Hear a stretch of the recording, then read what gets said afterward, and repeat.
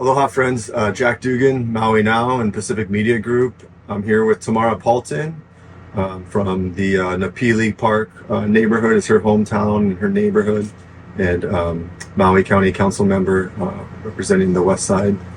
And we're here to get a few updates from her and understand what she's seeing and what's important for the community that she's right here with, shoulder to shoulder. My focus is mainly like now moving forward, like investigating what happened. Yeah, obviously that needs to be There'll be a time done. for that. But like right now we're focusing on from now forward, like how to help everyone, how to get everybody standing up, and really the best way is for communities, neighborhoods to look out for each other and be able to communicate to the outside world. That's a big thing. Like if you're not being able to communicate with us, the people that live here in real time, then how can you help us? We don't have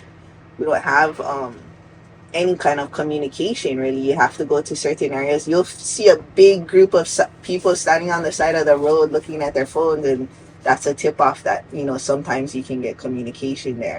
And where you stood 2 hours ago doesn't mean you're going to be able to get service 2 hours from now. Like it's kind of spotty. The only way you really know is like you can be walking with your phone and all of a sudden all the texts come through like ding, ding, ding, ding. And you're like, oh, stop right there, I got some service, and then it'll last for maybe 20 minutes or so, and then it'll cut out. So it's real spotty service, and without that communication, it's so hard to help people. It's so hard to help people help themselves. In our neighborhood in the PD Park, it was just us. I kind of briefly spoke to Herman and Daya about setting up tents over there and being a hub before. So when it happened, my neighbor Kaipo Kikona and I, we just went to his farm, got some tents, some supplies, and we just called ourselves a hub. We didn't wait for permission or anything. We just kind of took action, and then the old school families from our neighborhood also stepped up, and people started dropping off supplies, and people started picking them up, and it was working. We take inspiration really from the Big Island after the volcano, after at Hulu Hulu and things like that. That's the model that we were setting out to duplicate. We had some experience in the past. In 2018, there was a fire that almost burnt down Lahaina. And so we had those networks in place already to like help get supplies, and so it was kind of like getting the gang back together. And then the floods right after that one was the big fire. It mostly affected the valleys, and then about a week later it was the flood up north. So those ones affected the valleys. I think this time the valleys are kind of like the safe havens, because a lot of people in the valleys live off grid anyway. So like right now I'm in the valley and I have internet, but if I leave the valley I don't have internet. So after us setting up that hub at Napili Park today, I was like, okay, I guess today is the communications day. That was all great. Backtrack to touch on the Starlink, gas, and electricity, and that'll round that out a little bit. Sure thing. I mean, the most important first thing that would really help is to be able to get the communications up and running. The Starlink towers, I think we have at least 2 on their way, but if we can get them set up at regular intervals, so with portable generators and gas, then people can communicate, and with that kind of real-time communication, it helps the outside people to know what we need.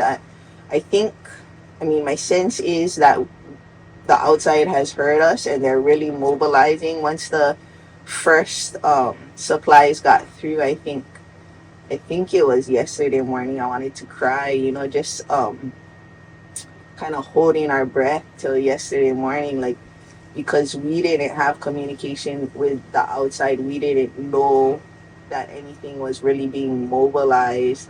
There was a failed attempt to deliver supplies to DT Fleming's that I had worked on all day Wednesday, I think, and so that was a little bit disheartening. And so when the first supplies got through, I think Thursday mid morning, it was like, not necessarily disbelief, but it was just like, oh my God, they hurt us, you know. And then since then it's just been kind of a steady stream, and it's been like, you know, volunteers in our neighborhood like sorting clothes. We have enough clothes at Napili Park, no more clothes please.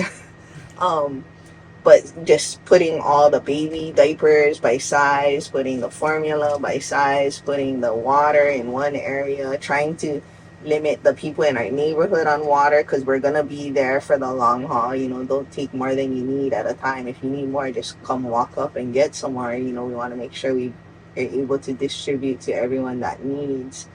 um, but yeah, communication I think is the number one thing. If people can get those Starlinks set up at various locations, and if people need to communicate with their family or loved ones. How about you know, the rest of the island? Everyone, as you know, it's one community as a whole, as an island, and everyone wants to help, right? And I think you talked about, you know, as far as, so like donations, you said clothes, we got enough. Yeah, no more Thank you, clothes. but and then of course it sounded like maybe start if they're, I mean, who knows if they have, but wireless internet setups, like Starlink satellite internet setups. Yeah. Someone, I think it was Urkai Nishiki this morning, said generators, gas cans. Yeah. Are there any other, are those items, you see that too? And are there any others? Yeah, you know, even portable batteries for your phones, or even solar chargers are good, because, you know, it doesn't rain very often over here. It's real sunny. The other thing, my understanding is there's only one working fire hydrant in Lahaina town. We have water on the Upper West Side. I think maybe Hawaii Water Service or something. But I know there's no water coming out of the pipes in Lahaina, and from what I heard, that may be good, because with the way the fire in the pipes, it might be kind of toxic, you know. So I know some of the community members have filled up totes for, like, you know, bathing purposes from that one working fire hydrant. But definitely keep drinking bottled water. If your house is in an area that was surrounded by fire, like, definitely be aware of the long-term effects of all that toxins, you know, like similar to 911. We don't want long-term health effects. N95 masks and things like that. Be aware, because we're living in the moment, but you still, if you survive, you want to live longer. I think they're trying to stand up 2 of the gas stations on the west side with a generator to be able to pump, and they're bringing in fuel tankers. I'm not sure of the schedule. You might want to check with the administration of the schedule, when and where. Gas is usually the first thing to go. You know, if it's gonna be readily available, you really want people to only take what they need for now, so we can reach the biggest number of people, like not hoarding. One family gets like 10 gallons of gas and runs their AC or anything like that. But, you know, just get what you need, and then, you know, working on getting a regular supply. I've been reached out to so much folks, people from like all over the continent, about electricians and coming in to assist, helpful.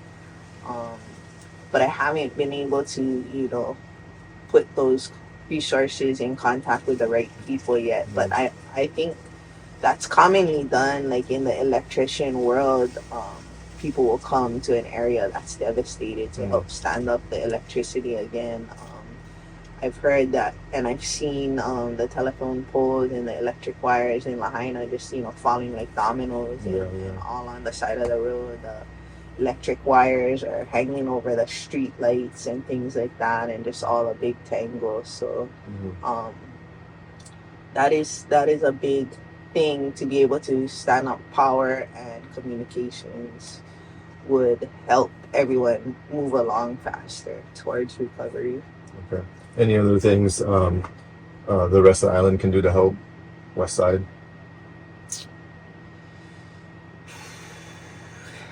You know, I mean, just the families that lost everything, help them, like all the GoFundMes, all the Venmos and stuff like that. Like, it's good to donate to those big nonprofit organizations, but the individual families of Lahaina, once we stand them up, they're going to help stand up our community. So